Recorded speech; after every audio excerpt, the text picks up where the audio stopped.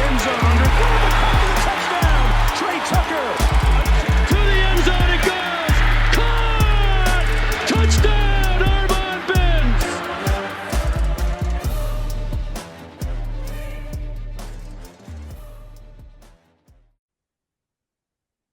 Bearcat Blitz, cruising into our latest episode, taking you into the weekend here on the Believe Network. We are presented by FanDuel Sportsbook, where the Big 12 season is winding down. You can still bet on the champion of the Big 12 this coming middle of March. We are getting very, very close to the end of the regular season. Let's see if we can pull up these odds here for the Big 12 regular season champion.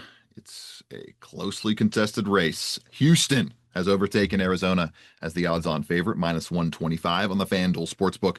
Arizona right behind them at plus 220. Iowa State at 6-1, and Kansas at 7-1. Texas Tech with the unfortunate injury to JT Toppin, still mathematically alive, but barely 400-1 odds to win the Big 12. It has come down to a 4-team race in the final couple of weeks. One of those teams, Cincinnati, playing on Saturday afternoon in Kansas, take it on the Jayhawks. We'll preview that in the back half of today's show when I bring on my good co-host Neil Meyer from the frontofficenews.com. Of course, I'm Russ Hellman from Cincinnati Bearcats on SI, and we will discuss first comments, public comments from new transfers to the Cincinnati Bearcats football team in Cole Tabb, MJ Cannon, and presumptive QB1 J.C. French IV. They chopped it up with Dan Horde on the Let's Rain podcast this week. We'll discuss some of their comments to start the show and get into the basketball preview and prediction side of things in the back half of the show as the Bearcats try to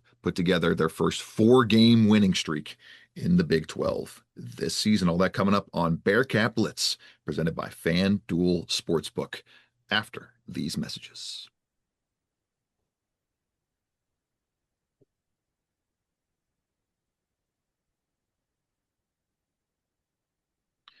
Bringing Neil Meyer now of the frontofficenews.com. Neil, we got some comments, some first chatter out of J.C. French IV, the quarterback, the newest quarterback for the Cincinnati Bearcats, presumptive QB1.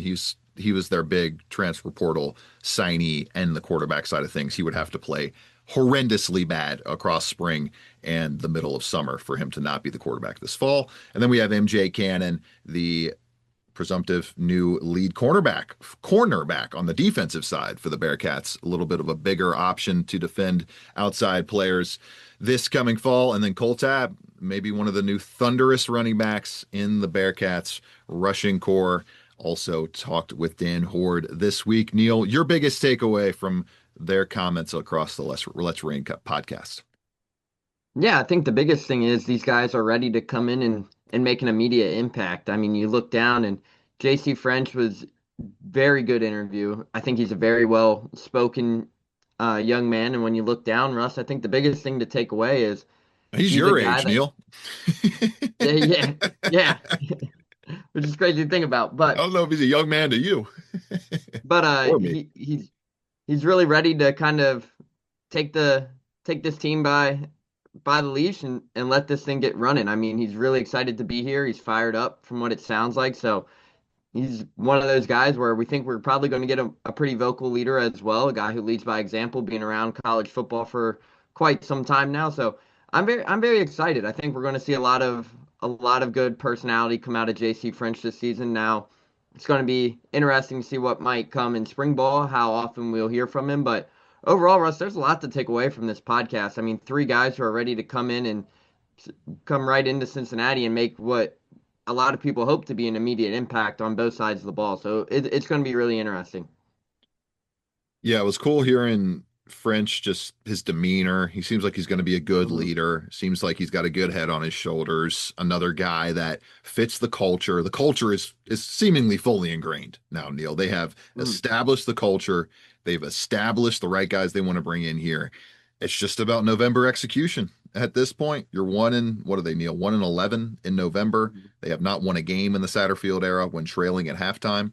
So it's kind of exceeding and kind of outpacing those expectations in the moments when people expect you to falter that they have not been able to do so far in the Scott Satterfield era. But you know what, Neil? Maybe with the addition of Nate Woody, the ability of JC French to keep the train on the track, so to speak. I don't think he's not gonna.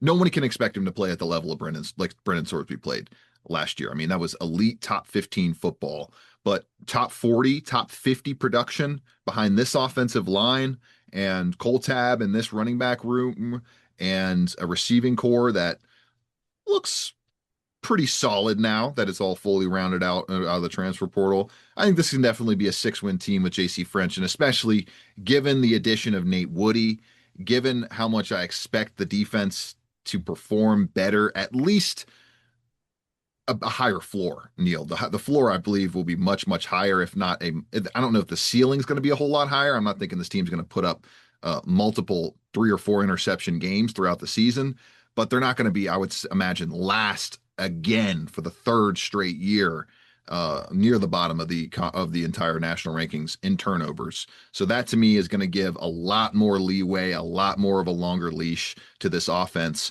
and it's going to make things even out a little bit more to where Cincinnati will, I believe, crater a little bit further off of the offensive heights they've reached at points with Brendan Sorsby. But Neil, the defense has been horrendous. There's not much worse. The defense can't play much worse than it did last year in the first 3 years overall under Scott Satterfield. And now it's being led by a veteran 3-4 blitzing scheme defense that it hasn't been led by at any point in Satterfield's tenure. They've never had a veteran coordinator in here like Nate Woody, and they've been running the 3-3-5 system. So I think I got a little bit more optimistic about the prospects of this team coming off of what JC French said and off of all the football staff tweaks that we'll talk about in just a few minutes, but that they finalized over the past couple weeks. Yeah, and you mentioned too the running back room, Russ. I mean, when you look down at that running back room, obviously we're talking about Cole Tab, Brian Payne, Zion Johnson, Tylon, or there was one more addition there as well, but I mean, or Zylan Perry, that's the other one I'm thinking of. But when you look down, I mean, sounds like Zion Johnson's going to be the lead back coming into spring ball from what Scott Satterfield said a couple weeks ago in his press conference. So it's going to be interesting. Obviously, Zion Johnson got some time last year. Cole Tabs proved he can be a power 4 running back. Brian Payne was a 4-star running back out of high school who went to Notre Dame, returns home. So it's going to be interesting to see how does that running back position do. All right, we had a quick technical difficulty there with Neil, but he's back and he's telling us all about the running back depth in the UC Bearcats offense.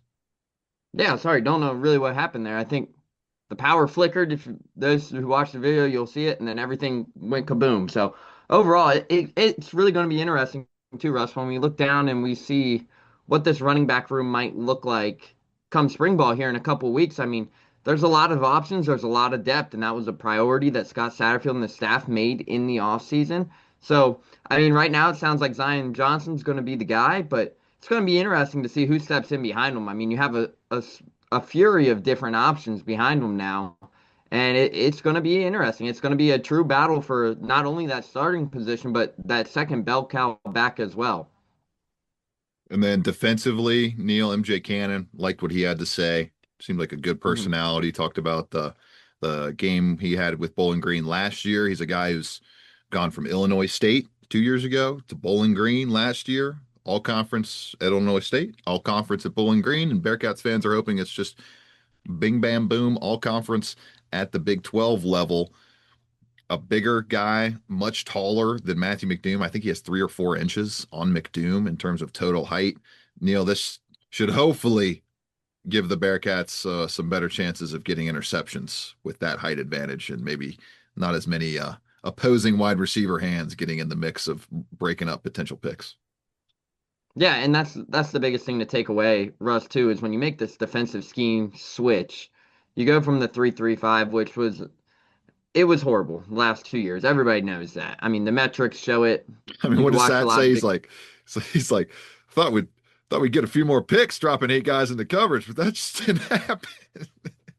Yeah, and he's not wrong. He is not wrong. I mean, when you look down, I think they only had 3 last year? 2. 3 the year. Only team in the country to have less than 3 picks last season for the Bearcats.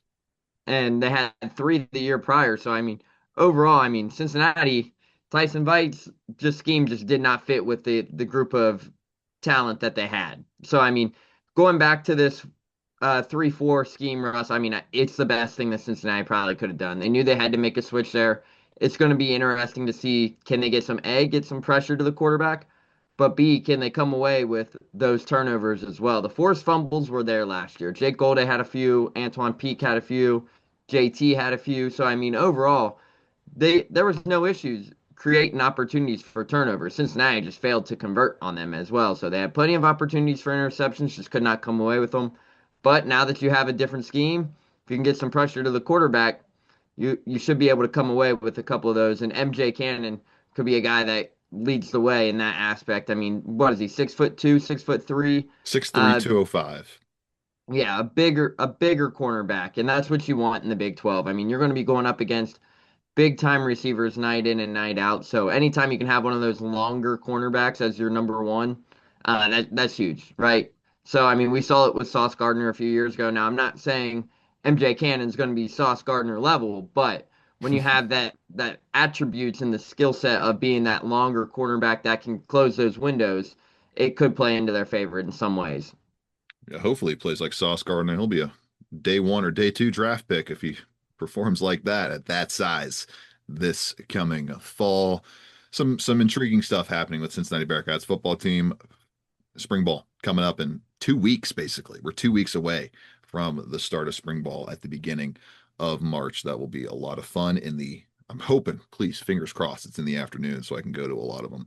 But they'll be in the new and improved facilities for all of spring ball this year. No more cold outdoor practices at Nippert Stadium, although I'm sure they'll probably put them in the elements once or twice just to make sure they don't get too comfortable in the new confines.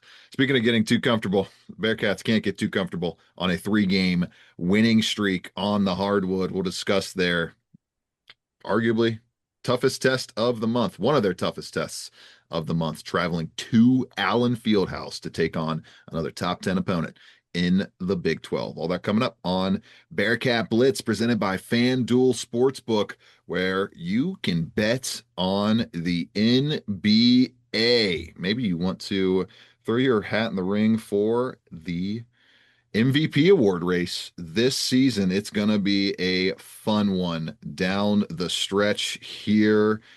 Kate Cunningham is doing his best rendition of the Undertaker meme. He has gone from 65 to 1 odds at the beginning of the season all the way down to 7 to 1, firmly in a 3-man race right now with Nikola Jokic at 3 to 1 and the odds-on favorite to lift the MVP trophy, Shai Gilgeous-Alexander, going for back-to-back MVPs at minus 150 on the FanDuel Sportsbook. Head to FanDuel today to bet on the NBA. They still have their final sweepstakes profit boost token on the board. You can bet an NBA Finals champion and apply a profit boost token with the final sweepstakes, and you will be entered for a trip to 2 to go to the NBA Finals this season. Or you can also win some site credit as well. And then they also have the happy hour every Friday, 6 to 7:30 p.m. They have new bonuses going on for the NBA ahead of the Amazon Prime video matchups each Friday night. The NBA heating up down the stretch here.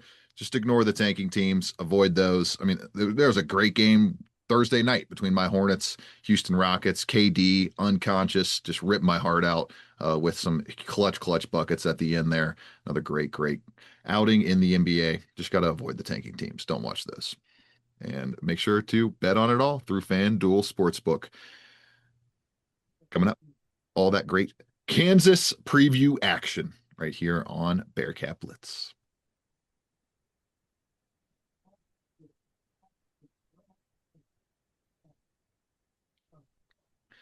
Neil, Cincinnati taking on Kansas in Allen Fieldhouse, trying to break a 5-5 all-time tie between these two teams. Kansas, an 84.6% matchup predictor favorite on the ESPN Analytics metric line. And one of the best teams in the country. Kansas enters this game 20-6 overall, 14th on KenPom, 42nd in adjusted offensive rating to a ninth best rating on the defensive side of things. Cincinnati back in the top 50, I believe, for the first time since their loss to Eastern Michigan back in December. That offense has trickled up to 172nd in offensive rating, and the defense is slowly, slightly fallen throughout the campaign. It started in the first 3 weeks in the top 5 of the entire country, and now it's down to 11th in total defensive rating on the season, according to KenPom.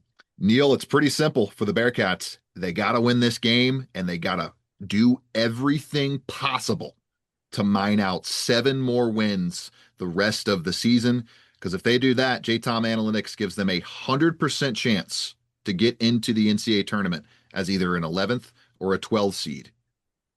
Only at 20 wins, JTOM Analytics gives them a 12% chance. The difference between 20 and 21 is that massive.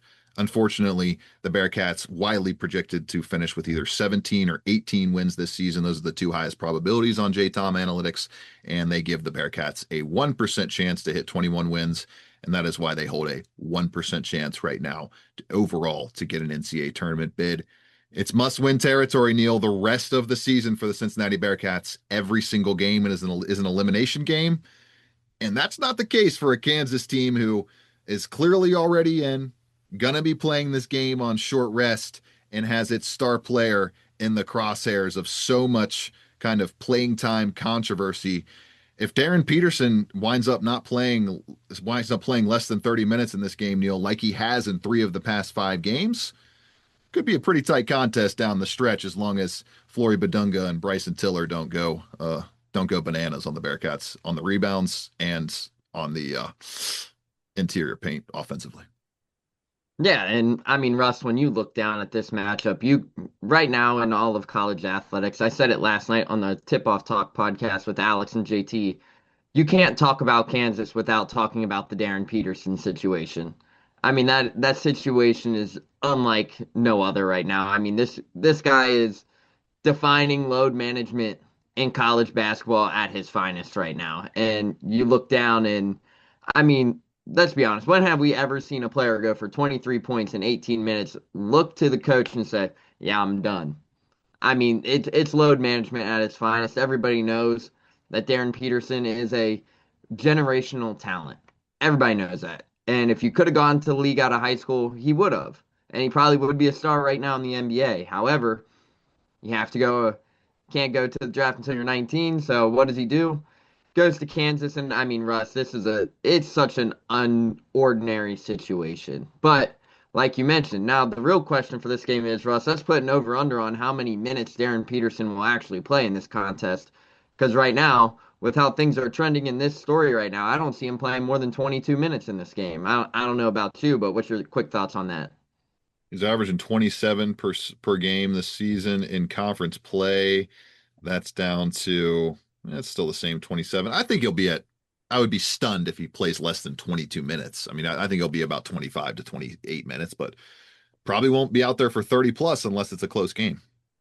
Yeah, and that's just how I see it right now is I mean, I don't see him playing more than 23, 24, maybe 22 might be a little bit of a stretch, He but I hasn't don't been see on him the playing. injury report, right? I don't think he's been listed on No, their injury reports. He's they have kept him off the injury report. making sure he does not get injured as a college basketball player. Yeah, he's got look, listen, here's the backstory. He's getting paid regardless. NIL, I mean, fairly certain he got a lucrative deal of $3.5, $4 million to go out to Kansas, which respectfully so.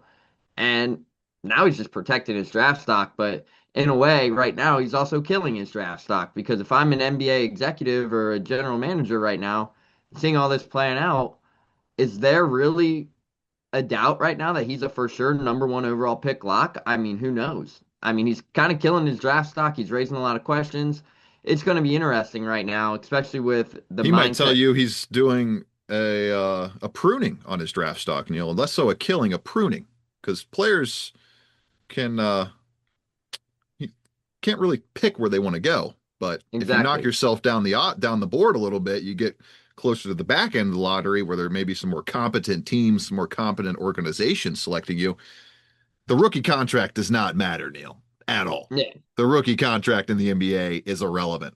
That second deal is where the generational wealth is found. And if I'm Darren Peterson, I don't care if the top 5 teams think I don't care about basketball. I'm trying to get to the best situation possible, and that's where I'll show you how much I care about basketball over the first 4 years of my NBA career. I, if I'm Darren Peterson, sure, question my love for the game. I'll just go probably to a better situation down the board. Yeah, and what's even more interesting about this whole Darren Peterson crosshairs Russ is Kansas has only made him available to the media 2 times during the season, and then 1 time, which was Big 12 media days. So outside of that, nobody can really sit down and ask Darren Peterson, "Hey, what's actually going on here?" So because they're not making him available. So I mean, Kansas is doing a good job at covering up whatever this situation might be, or it's very on the hush hush, but. Bill Who Self knows? seemed a little frustrated after the 12 Yeah, point win no, and against that and I Oklahoma think that's State. it's to the point now too, because it's like when you look at this Kansas team, they do have the talent to make a run to the NCAA title, the championship. However, what's going to happen if you load management Darren Peterson throughout the rest of the season, and then he comes back in and leads Kansas to a title? That changes this whole narrative of this whole story. However, but I mean, it's going to be interesting. It's going to be a story that's talked about for a while now. Do we see this route be taken in the next few years? Who knows? But Kansas, very good team. Allen Fieldhouse, very tough place to play. I think what was the stat, Russ? That Bill Self's like 384 and like 20 all time at Allen Fieldhouse or something like that. Like Kansas does not lose at Allen Fieldhouse very often. So Cincinnati is going to have to come ready to play. Speaking of that, let's get into the preview here, Neil. A couple things stand out. I mean, Kansas, they're not a top 10 team unless you're really good at a lot of things. The only weaknesses I see out of this Kansas team right now are the ability for the opposing team to get 3-point shots up. They give up the most 3-point attempts in the Big 12 this season, 27.9 per game, and not elite defending those threes, 34.2% allowed. That's the ninth ranked opposing percentage from deep in the Big 12. Tough thing for Cincinnati there because the Bearcats, as we have discussed ad nauseum throughout the season, struggle mightily shooting the basketball. They are 32.9% in Big 12 play. That's 13th out of 16 teams. Looking at the other weakness for the Kansas Jayhawks, turnovers. They forced the fewest turnovers in the entire conference, and I believe they ranked 358th nationally in total turnovers forced this season, just 8.4 turnovers forced per game in the Big 12. That's huge for Cincinnati here, Neil, because it's going to allow them to stay in the rhythm of the game. The tempo here should be pretty palatable for the Bearcats. Both of these teams are in the middle of the pack nationally in overall adjusted tempo. And the Bearcats this season, when they turn the ball over 10 times or less, 9-3. Now, Neil, you want to guess where all those 3 losses came? Let's hear them.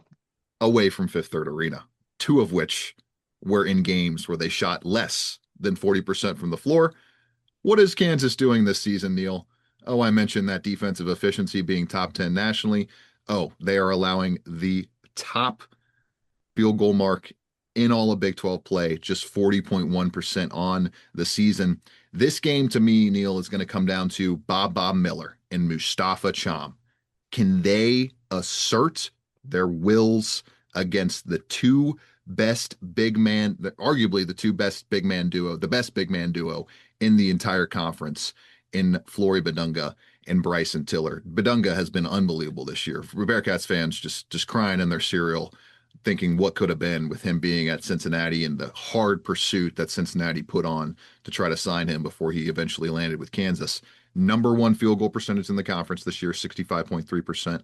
Number 1 block machine in the conference this year. I believe 74 total blocks on the campaign. Kansas leads the entire conference in blocks per game. So very difficult to score on them inside, and it's going to take an efficient, dialed-in performance from Baba Miller and Mustafa Cham here, on top of those guards, Neil, Jizzle James, Day Thomas, Sincere Harris, hopefully Kirk Kriesa coming back. Don't expect to see Sean Abayev this week based on Wes Miller's comments on his radio show. Probably get him back hopefully next week, maybe at the end of next week, as he continues working back from that high ankle sprain. But got to keep those turnovers under 10, Neil, like most teams have done against Kansas this year. And you got to find a way to get Baba Miller and Mustafa Cham to assert their dominance against these forwards and preferably get those forwards into foul trouble, which has not happened very often. Both players, Badunga and Tiller, averaging just 2.2 fouls per game. And overall as a team, Neil, Kansas is not going to give Cincinnati many extra possessions via fouls or many free throws via fouls. They are the number one team in fouls per game this season in the Big 12. Very disciplined group out of Bill Self, and a group that is not going to turn you over a lot. But if Cincinnati gets undisciplined themselves, Neil, they're going to lose this game, no doubt, by double digits. Yeah, and that's a huge thing when you're talking about this game, Russ, too, is Flory Badunga's rise from freshman year to sophomore year has been incredible. And he's played a huge part for Kansas. But Kansas has some great guards as well. Trey White, Melvin Council, Darren Peterson. They're going to cause a good significant amount of problems for Cincinnati. Melvin Council's been one of the best stories in college basketball this year as well. So, I mean, you look down, Cincinnati's now had a full week to prepare for this Kansas team. Yeah, 2 extra days of rest compared to Kansas. And it's coming at a perfect time, obviously, with illnesses and stuff going around. Kirk Kriesa missed the Utah game with the flu. Jizzle James also sounds like was battling the flu. I mean, 102-degree fever. They Neil, also said if I'm UC, I am putting the flu vaccine in any agreement NIL wise with any athlete the rest of time. I mean, they better all be vaccinated, given how much it's crazy how much the flu has affected this team. And I hope they're vaccinated, but given the effects of the flu on this team, I am not holding my breath. I swear everybody has gotten it at least one time on this team. Like it's like been a around severe level of flu at that. Like the flu vaccine, it doesn't keep you from getting the flu, but it at least keeps you from getting a massively brutal amount. Maybe they all have. We don't have obviously information on that, but given the effects of the flu on this team, it makes me think that there aren't many people that got that vaccine on that roster, but who knows? Yeah, so it's going to be interesting, but Russ, the key for Cincinnati in this matchup is simply take care of the basketball. Because if you do not take care of the basketball, you're going to see a lot of alley-oops to Flory Badunga on Sunday or Saturday. So, I mean, when you look down, it's simply take care of the basketball in this game. You know you have to protect the basketball. Going into Allen Fieldhouse, Russ, when I was there 2 years ago to cover that game, there is no place like that in college basketball. Like you see these top 5 lists of top environments, and they always include Fog Allen Fieldhouse, Cameron Indoor, Mackey, a couple others. Hilton Coliseum's been on that list a few times. I mean, you look down. Allen Fieldhouse is like no other. And I mean, for Kansas right now, they're coming off that big blowout loss to Iowa State. They're coming off the game versus Oklahoma State where they should have blown them out, but only won by, I think it was 11. So, I mean, they're on short rest right now. Meanwhile, Cincinnati's had a whole week to prepare. It's going to be interesting to see how does Cincinnati weather the storm, weather the environment for this game. Obviously, I doubt we're going to see Allen Fieldhouse fans camping out for this game like they have in recent weeks for those bigger games, but the crowd's going to play a factor. And if Cincinnati doesn't take care of the basketball and do all the little things that they need to do to withstand those blows from Kansas, this could be a long afternoon because Kansas is a very, very tough, physical, and talented team. I like how UC's been playing lately. I'm going to pick them to keep it close here, but I can't pick them to take out Kansas with just the way this season has gone. And I think they'll lean on Darren Peterson if they have to down the stretch if this one ends up closer than expected. 71-68 win for the Jayhawks is what I'm rolling with. Neil, what do you got? Yeah, I'm going to say give me 76-66 in favor of Kansas. I think this Kansas team is just too good right now. Obviously, a lot of that score prediction depends on how much Darren Peterson plays, obviously, but I do think if they don't get a good game from Mustafa Cham and Baba Miller, I think Flory Badunga is just too physical. He is too talented, and what he's doing right now will cause a lot of problems for Cincinnati. Especially now, it's going to be interesting too, Russ, while we're talking about this. How has Mustafa Cham's ankle been this week? Obviously, we haven't seen the injury report yet. I know Wes was pretty adamant, like, hey, you guys stay away from Mustafa Cham in practice last week to avoid another injury. So it's going to be interesting to see how does this extra week prepare him for this matchup. But I think Kansas is just too good, and I do think they're national title contenders. So right now, give me the Jayhawks by 10. Neil Meyer, I'm Russ Seltman. This has been Bearcat Blitz on the Believe Network. Back next week to recap all the Kansas action and more. Have a great weekend, everybody.